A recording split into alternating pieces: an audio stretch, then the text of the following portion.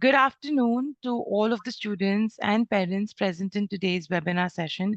Thank you very much for joining in on time.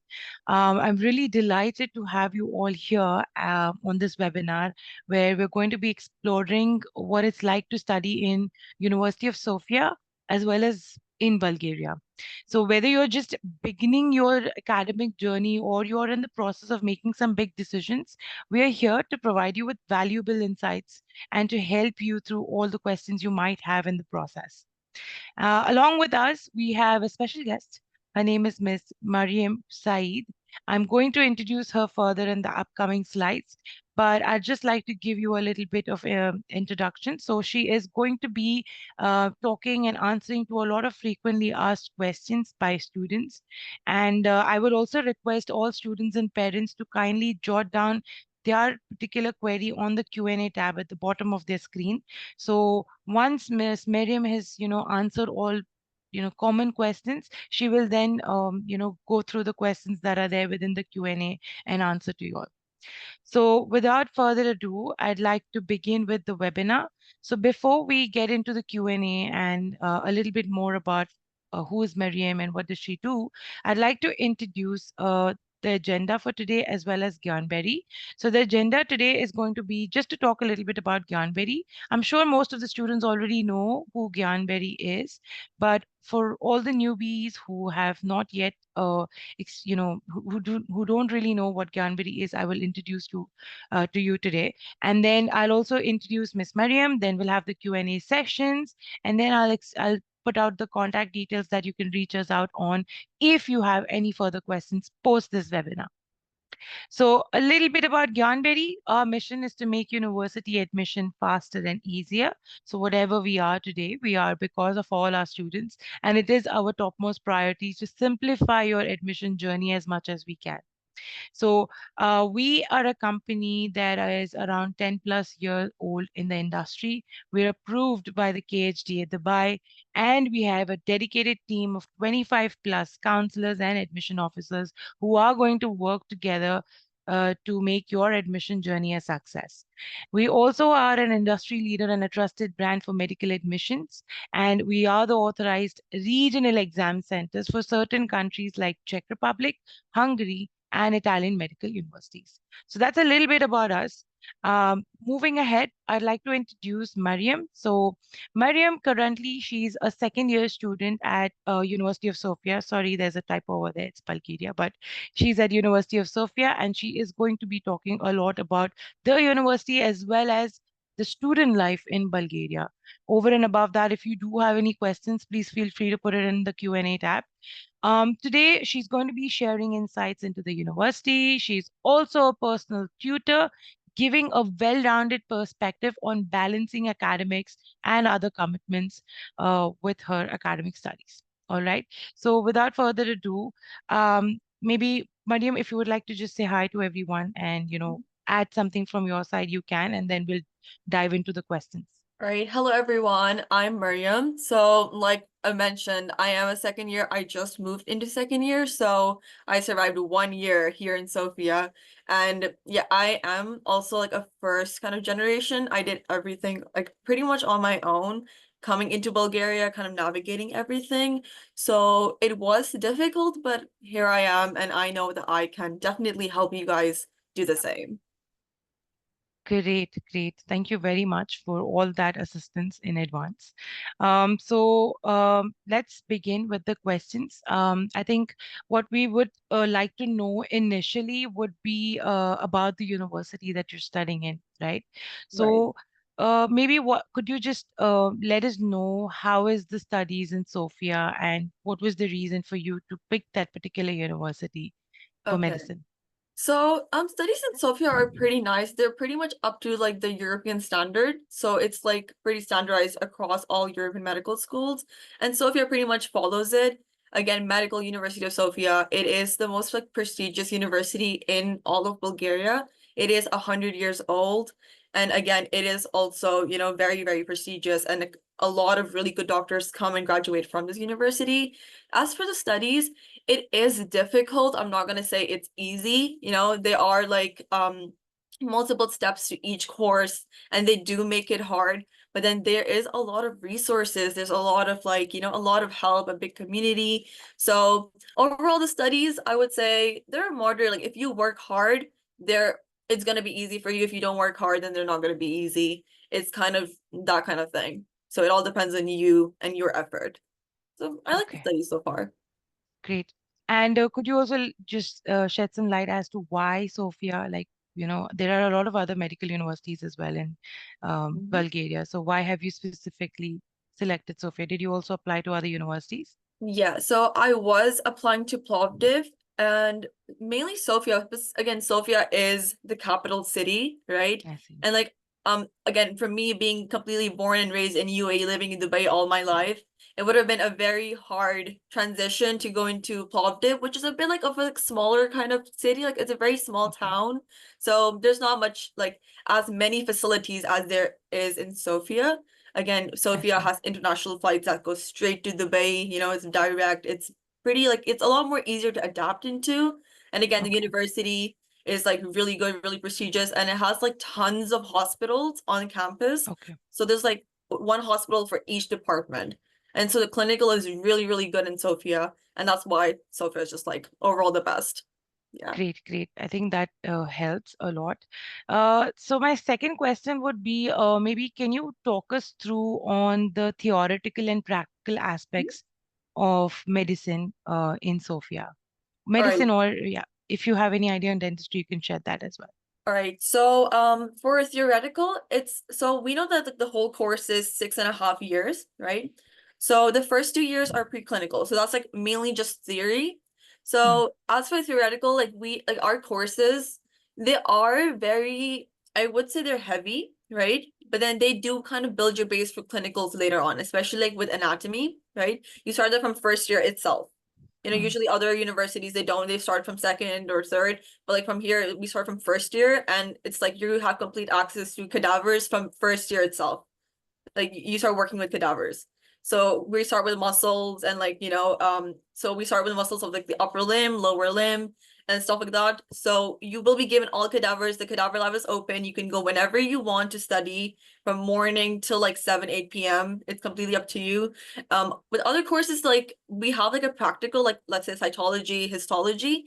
We have like we have to look at slides and we have to be able to identify certain nerves, certain things. So again, like you have to go to the microscope lab and there's like so many like different things for theoretical specifically. It's more theory based, it's more of like knowledge, right? So that's more of the theory part. And then we kind of focus more on written and a lot of oral exams. And then Okay. later moving into clinical, that's when you start doing ward rounds, going to different hospitals. Because again, Sofia has so many different hospitals. So you would be going to different hospitals and actually hands-on experience. And that's like something that Sophia specifically does. So that's kind of like the clinical aspect of it, I guess you could say. Yeah, great. Okay. Thank you for that insight. So of course now since students are going to be going, to Bulgaria next year, Mhm. how are the accommodation facilities like? Like, does the university provide its own accommodation, Mhm. or if they don't, are there options for private accommodations as well? Yeah, so like Medical University of Sofia, they do have accommodation, but I don't really recommend it because a lot of students when they come here, they're like, okay, we can go dormitories, but the dormitories are really far away from university, like really, Okay. really far away. And it's something that we call student city over here. So it's like a Okay. good 30, 40 minute commute. So usually what we all do, like especially international students, I've yet to meet an international student that has been in dorms because we all just prefer private accommodation. We just get an apartment and it's actually really, really easy to get an apartment here. You don't need to do all those bank statement checks or any of the others like, clearance or police clearance or any of that. It's like very direct. Just give a deposit and just rent. So we all just prefer to do private accommodation, like near to the university, a bit further away. Depends on your budget, really. So if you want a studio, if you want to share, two usually two is standard, but there are people that I know that are sharing 3 bedrooms together. So it's usually private accommodation that people go for. I Yeah. see. I see. And are these accommodate like obviously there are private accommodations like you Mhm. mentioned, so they're much closer to the university. Yeah. And would you be able to probably let us know on the approximate average cost that you're looking at Hmm. uh, paying towards these accommodations? Okay, so it depends on, okay, so if you want to like kind of cut down your cost, um, I would like a reasonable budget if you're sharing a two-bedroom apartment, I would say like 350 euros. That's around I think 1,500 dirhams ish. So it never goes more than 2,000 dirhams per month. In terms of, so if you're going with 350 euros in just rent, like because like my current apartment as well, I had to like it is a bit more on the expensive side. There are Okay. apartments for cheaper, but you just have to be like, like come way earlier on, kind of look for apartments because it is a market, right? Okay. So seasonal, when a lot of students are coming in, all these good, really cheap apartments near university are going to get like completely booked out. So you would be kind of forced to take the expensive apartments further away. So it really, so I would say reasonable budget, kind of like expect it to be paying 400 euros, almost like maximum if you're sharing.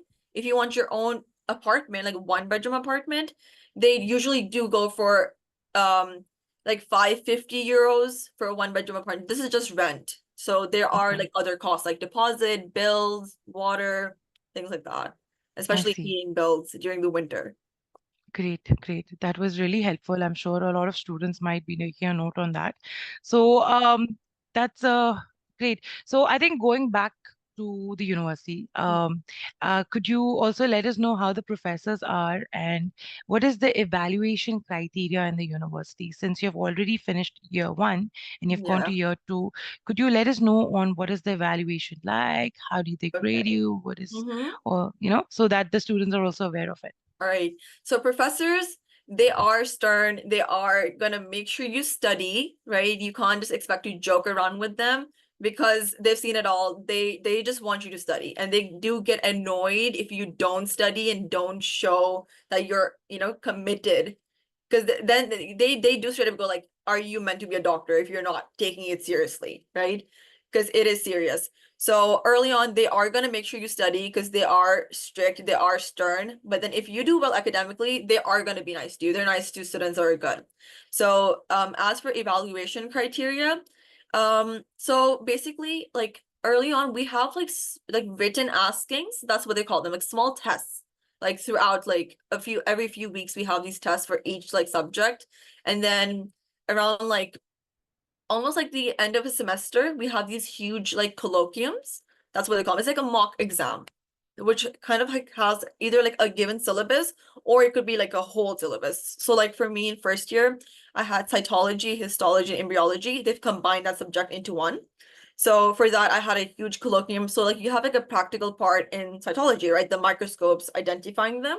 So for that, I had a colloquium where it was like a mock exam to kind of like practice and like do the actual practical exam, like a mock. So I can kind of understand like what are my weaknesses, kind of understand how the exam goes right before the actual exam. So there are like these mock exams before the exam session, and then we have the final exams. So like the mocks happen right like a week or two before the actual exams. So that's like how they evaluate. And they usually it's like people say that you have to do well on the written askings, like the formative assessments, because they do mark each thing down and they kind of like see like, okay, this is a good student. But then even if you don't do well in these exams, it doesn't really negatively affect you. Like, sure, it looks bad because like when you're in the actual real exam in front of the examiner when they're doing an oral, they're gonna see your grades that you got or in the written exams, and they're gonna know like, okay, this student was a good student. They got a 5 or they got a 6 because our grading system is from 1 to 6. 6 being excellent and a 2 being a fail. So a 3 is a pass. Yeah. So they usually look at those. Great, great, great. Okay, that gives us a rough idea about the evaluation. So I think that's pretty much in terms of the university that I had questions for Mhm. you. Of course, towards the end, if the students have any questions, you can answer them. Okay, yeah. But now let's move towards Bulgaria as a country, as a study destination for medicine. Mhm. So why do you think Bulgaria is a good choice over other European countries? All right. I personally love Bulgaria because again, it is pretty underrated. Not many people know about it. So in terms of like the country, it's really nice, especially Sofia. It's so like since it's like the capital, there's so many foreigners, there's so many people and that speak English. Normally like if you were to go to any other city in Bulgaria, like they would expect you to like know proper Bulgarian or like they wouldn't be able to communicate properly. So there's a lot of people that speak English here, so you can go by. Bulgaria itself, again, it's part of the European Union. It's a lovely country. It's very diverse. It doesn't really, and it also has like one of like the lowest crime rates compared to other European countries. It's like other popular European cities. It's really safe here, and I've like genuinely felt very very safe here. Like I genuinely like really like it, and like its weather is also like it kind of feels like home, right? Because like even in summer here, it's also like 30, almost 40 degrees, so it kind of reminds me back of home. So like overall it wasn't like a massive switch, coming to Bulgaria. So it's overall a really nice country. Like I don't mind, it's pretty nice. Great. That seems very reassuring. Yeah. And that especially because you've also gone through it and you don't feel any kind of threat or anything. So that's very good. Hmm. Also, can you let us know? I think many of the students frequently have this question as to how well recognized are the Bulgarian degrees internationally, you know? Okay. So Hmm. could you shed some light on that as well? Yeah, so again, the European degree you're gonna get from here, it is an EU MD degree. It's the same degree that you would get if you were to study in any other like, medical university in Europe. It's the same exact thing. So I remember talking to a senior about it, and there's two types of diplomas, like two types of degrees that you usually get with medicine. There's a green degree and there's a blue one. The blue one is recognized everywhere. Like you can pretty much go anywhere with it. And that's what this university gives you. It gives like a blue degree that like the masters that you're getting here. It is an MD, it is a master's. That's why it's 6.5 years. It is GMC like accredited. Like you can go straight to the UK. You don't have to give the PLAB exam. Like even if you're a non-EU student, I'm a non-EU student as well. I'm from Pakistan, right? So I don't won't have a problem if I want to go to the UK. Like there's tons of UK students here for that reason because they know it's accredited and people come here from the UK to study here for cheap, like really well, and then they go back to the UK without having to give any PLAB exam. And the only exam you would have to give is the UK MLA. That's it. And you can go straight into like foundation year training in the UK.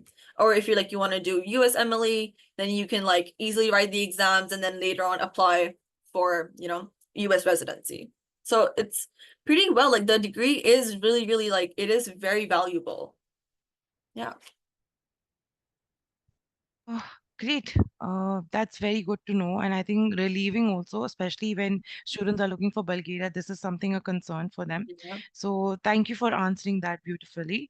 Now, I have the next question, which is, moving apart from why Bulgaria, going towards Okay. the safety and the lifestyle in the country. Hmm. Right. So, Okay. could you share your personal experience with the local community and student life in terms of safety and security?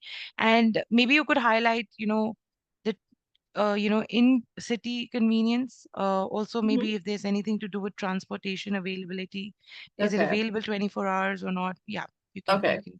So starting off with like the local community, Bulgarians are lovely people. They are, they tend to keep to themselves. So like they're not gonna like bother you. They're not gonna completely stare at you like, they're not gonna creep you out. Because they're especially in like Sofia, right? I can speak because like there's so many foreigners here. They're just used to seeing foreigners now, right? There's like a huge community of foreigners here. There's like a lot of Indians, there's a lot of Pakistanis, there's a lot of Desi people here, and like so many people here to the point that they don't like they're always willing because they're so used to foreigners, they're always willing to help. So if you ever like even if they can't speak the language and like I try with my best with broken Bulgarian or with my Google Translate, they will still try to help. They will go try to find some Bulgarian that knows English. They are very accommodating. They will help you. And as for like safety, it is really, really safe as because like things like with us as well, like the medical universities, it's like in the center, it's in like the main area, right? So most of the students, no one goes outside the center. So we're pretty much like limited here. Everything you need is in the center of like Sofia. And like no one really goes like if like obviously like if you go like outside of like the main like the city area to like kind of like the rural like areas, right? Outside of the city, like there are like gypsies, like no one really goes there because it's known to not be safe, like all the way outside. Like that's like 2-3 kilometers, like really, really far away. It's like very far away, like 2-3 hour drive from here. So usually like we all just stick to the center, and it's usually say like people don't bother us. It's like, you know, like as a girl, I've never felt unsafe. Like I've had times when I would come back from university very late, you know, having to walk back home, and like it's like really dark, and like no one ever bothered me. I never felt unsafe. I could like normally walk the streets. It's like usually like people in like Bulgaria, it's very different to UAE, because in UAE things are open like till 3-4 a.m., right? People are still like outside. Here it's like dead silent at like 10. There's no one on the streets because everything closes by 7 p.m. So usually there's no one outside, and like when you're walking back, you won't feel unsafe because it's like pretty much empty. There's no one there. It's pretty much like safe. Like even if like you feel unsafe, you can always call a friend. But then I can guarantee like I've never felt unsafe, neither have any of my friends that are all girls. I have many friends that are hijabis. They never felt unsafe. They all walk the streets, go late at night, nothing happens. So it's pretty safe. And as for the convenience of transport, it is so like it's so convenient. Again, like coming from UAE, it's not a walking like country at all. Like you have to have a car. It's very difficult. And like, I'm so used to just having the car take me like wherever I want to go. I've never had to walk. Coming here, you have to walk.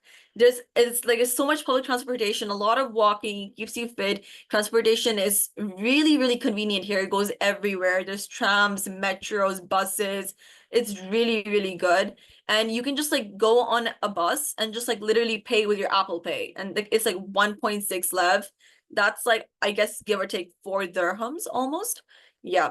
And it's like really convenient, and it goes to like 11 p.m. And then there's like night buses like after that time. So very, very, very late. But usually you won't really have to stay out that late. Interesting. Very nice. So, I mean, of course, you've covered a lot about safety, but would there be any kind of precaution or any kind of tips you would like to give to future students Mm-hmm. to keep in mind when it comes to ensuring safety? Okay, so try to just like mind your own business. Like try not to stare at other people. You know, like I understand like you're new to the country, like it's all fascinating. But like again, like you know, these are locals, they'll be like, why is this foreigner staring at me? You know, like they get a bit creeped out. So try to like be respectful of everyone, like all the cultures. Um like don't try to like, you know, always take a friend with you. I like yes, Sophia's like really safe, Bulgaria's really safe, but like always just have a friend with you just in case. Try not to go further away from like the main city. Try not to go in like, you know, try not to stay out very, very late. Nothing's gonna happen, but it's just like it's just safe. Try to like get home before, you know, sundown. Like even if like not sundown, get home by 10-11 p.m. I'm pretty sure it'll be okay, you know? Yeah. And thank you for that. Thank you for answering the questions regarding safety, which is, I think, a very ongoing concern for a lot of parents and students. Next, let's look into the food and Okay. cultural aspects, which is again a very important aspect, Yes. especially because in UAE, I think all students are very used to being around, Yes. family doing things for them. And now when you're going to be a student staying in a different country altogether, it's going to be a different experience, right? Yes. So, I have few specific questions related to food, but Mhm. before I ask you on those questions, I just want you to share your experience. Like, since Okay. you went from UAE to Bulgaria, Yeah. how did you manage? Did you know cooking? Did you learn Hmm. cooking? What is it like? Yeah. So coming here, my mom came with me. So she kind of like gave me like a crash course on like the easiest recipes to make. And she got like what because like there's so many supermarkets nearby, like really like a one bus stop away quickly. So like she would go with me, show me like, okay, you can buy this, you can buy this, and this is what you can make up. So I'm sure like a lot of parents are coming with their kids to Bulgaria. So like in that period, because when you're moving there, because your university will start like a little bit later, like around October's end. So you have a good amount of time like with your parents, right, together. So in that time, like I'm sure like my mom helped me a lot, you know, in adapting, and especially with food, because that was like a massive issue. We also like had it because I am Muslim, and like it was a bit of a problem like finding halal meat here because that was an issue because we didn't know, right? Because coming from UAE, everything's halal. So like when coming here, we were like, okay, now what do we do? But there is luckily a huge like Muslim community here. There's so many people. They help you. They're gonna tell you where you can find halal meat and like when there are offers for halal meat, what restaurants you can go to. Really, really good. There's students that sell food, like they make food for really cheap. You can buy them. There's like a lot of Turkish restaurants. Like I would just eat out, and like usually like it's like pretty like it's okay, like it's doable. Like food wise, it's like doable. Like if you're a Muslim, like if you have any kind of dietary like specifics, like you have like if you're a vegetarian, I've had to eat vegetarian food, and like it's been easy. I haven't had that much of a problem. So like it's everything is like readily available, even with like Indian food, Pakistani food, right? There are a lot of Indian restaurants nearby and that are run by like, native Indians and like they are like it just feels like home when I go to those restaurants because they have just like what you eat back at home. So it feels really nice. It feels very at home. If you want to make food at home, like you can pretty much like like the masala packs that you get. I don't really know the Shan masalas and stuff like that, right? There are like sellers over here that sell them. Like they bring food from like like from South Asia and like they sell it here. So you can easily get everything you need here. There's no problem at all food wise. And it's like pretty easy to learn. It's like basic recipes like pasta, rice, and it works. But I would recommend like getting an air fryer, rice cooker. It makes your life easier in terms of food. Yeah. Okay, great. I think you've partially answered my next question as well, Okay. because I think vegetarian food, halal food is an ongoing concern, considering, we Hmm. have students from all around the world, not from Yes. specific, Hmm. regions, and they have their own dietary requirements. So this is good to know that there are food options available for different students. Yeah.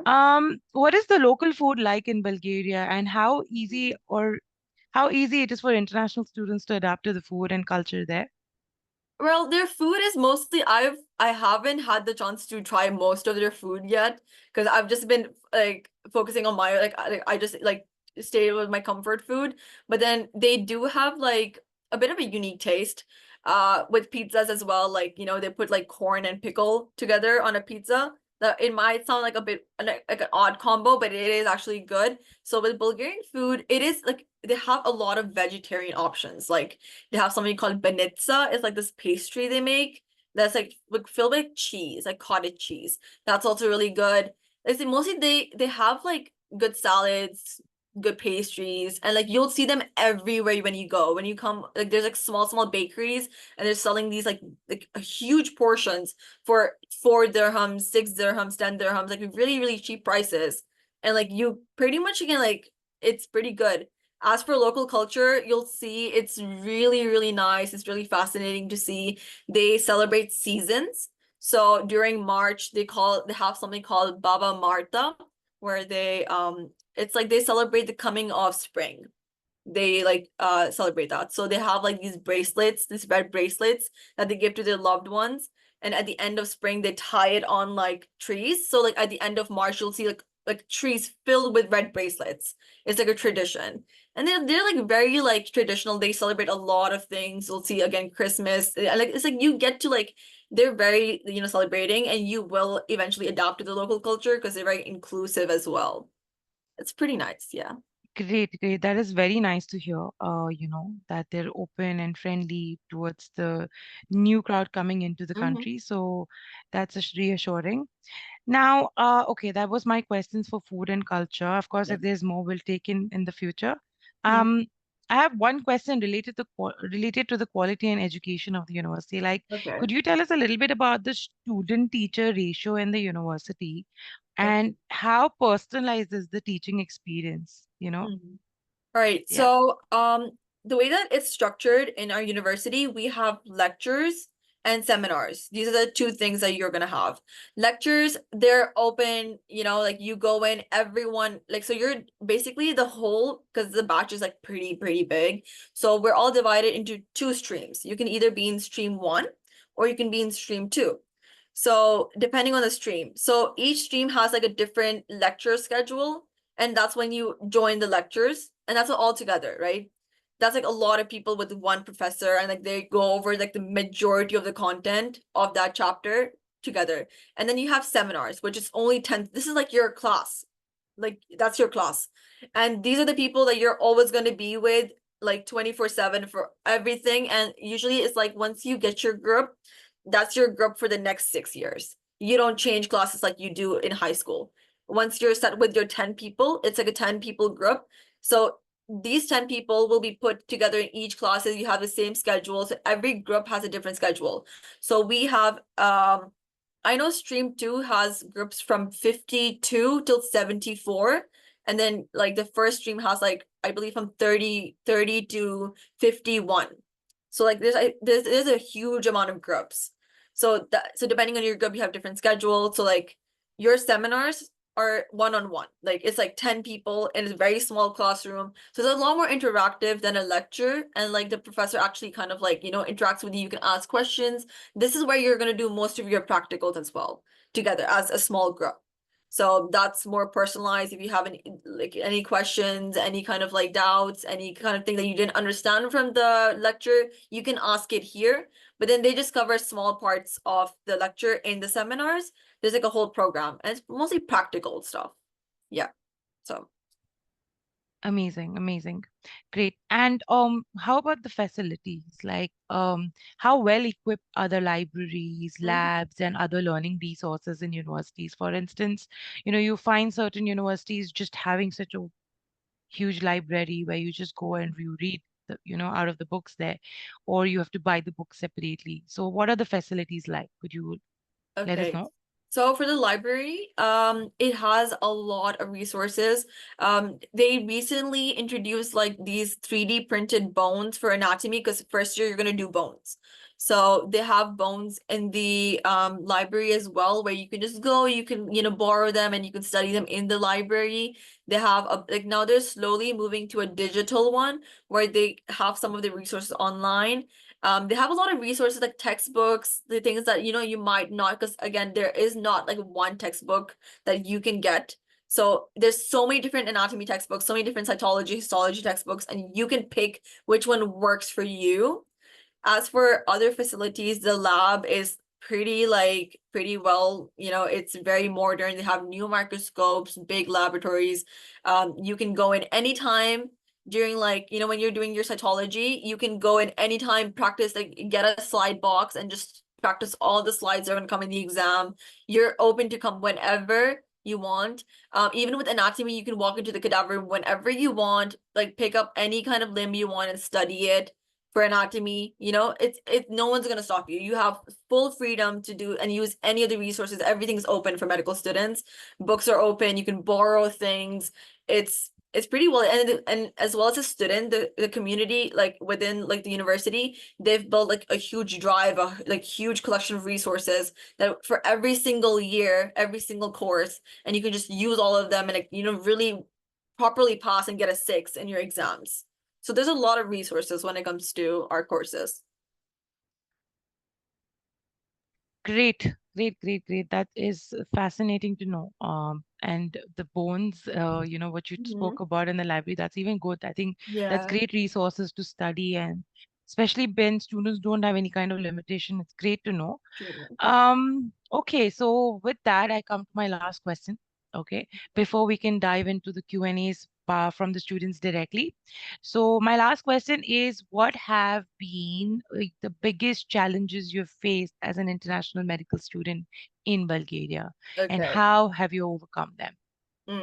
The biggest thing was probably like adapting here. Again, like living in UAE my whole life. We've all like been kind of like we're like used to a certain way, and coming here was such a culture shock, like having to walk first of all, like to go to the like, I can't take the car, like it's like such a walking city. That was a massive thing that I found hard, having to like walk everywhere. I had to get used to that. The language, like having to struggle with that, being able to communicate with like locals, like where if I like, wanted to find help and like they didn't speak proper English and I didn't speak proper Bulgarian, trying to communicate with them.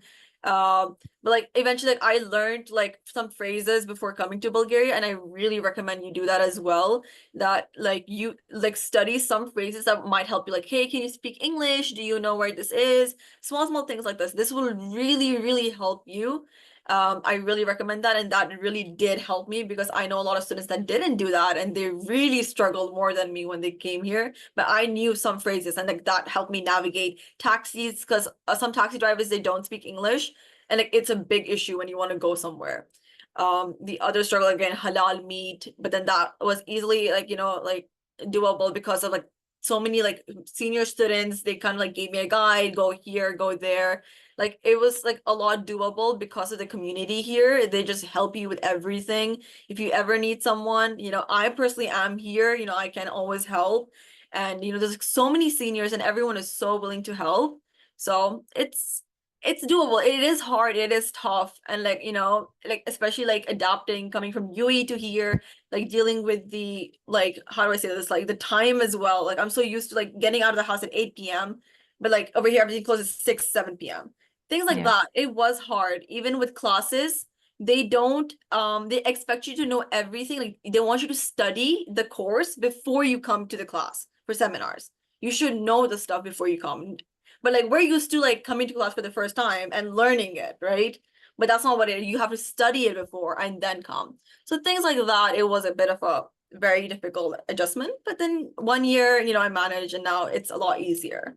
Yeah. Interesting. Great. Thank you very much for sharing your experiences. I think for me as well, it's really fascinating to know, your journey and how you've overcome Mm-hmm. it. So